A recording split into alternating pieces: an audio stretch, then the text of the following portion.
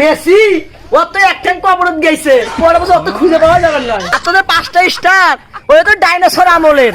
আর সবচেয়ে বড় কথা আমাদের কাছে গড মেসি আছে।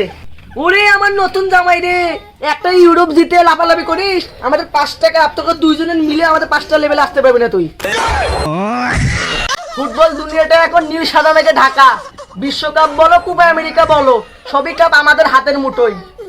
তোরা কাপ নিয়ে কামড়াকামড়ি করিস, আর ওই কাপ আমরা 5টা আগে কমপ্লিট করে ফেলেছি। দেখ ওই মিয়া থামো, তোমাকে ব্রাজিলে ইদানিং যে খেলা দেখতেছি মানে খেলা দেখি না, কমেডি শো দেখি।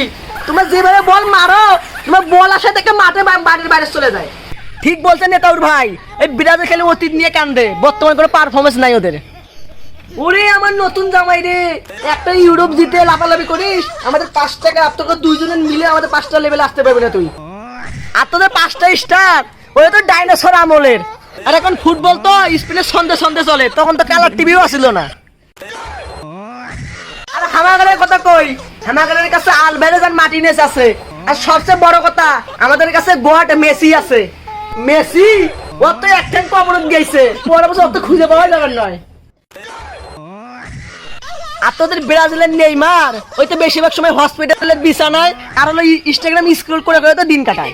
আর তুই লামিন ইয়ামালকে বলিস মেসির বোতল ধুয়ে দিতে, আর মেসির সাথে তুলনা না করে। ফ্রান্স, জার্মানি, ইংল্যান্ড ওই সব দলকে হারে আমরা বিজয়ী হয়েছি। আর তোকে কথা তো বাদে দিলাম, আর কোপা আমেরিকার রেফারির কথা ওই কথা আর কমই না। আর তোরা যতই ফাল পারিস না কেন, ফুটবল মানে হলুদ জার্সি। আর 2030 সালে বিশ্বকাপ আমাদের জন্য অপেক্ষা করতেছে। আইয়া তোমরা কোয়ার্টার ফাইনালে থেকে বিদায় নিয়ে আমাদের খেলা দেখার জন্য টিভির সামনে থাকবা, সেটা তো আমরা জানি। এবারে ইউরোপ কাপে উসকে ইয়ামাল যেভাবে খেলা দিতেছে, তো দল তো পাত্তাই পাবে না।